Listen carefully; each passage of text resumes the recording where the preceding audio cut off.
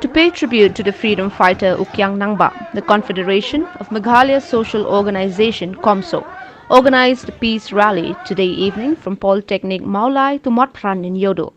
This rally is also organized to demand for ILP implementation in the state. Kami berkam kau, yang kami bekerja beliau. Nama bahagia kerja beliau kain, mahir pinin. Apa kerja beliau kaya, mahir punya pelang. Kenal kata, dengar kata, kebenaran. Bahagia, apa kita kan?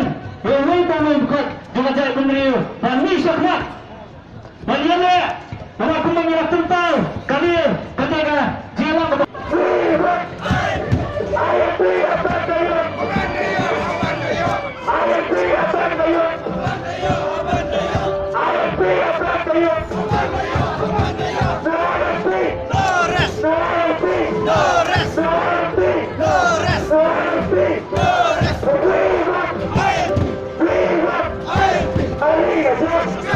Hari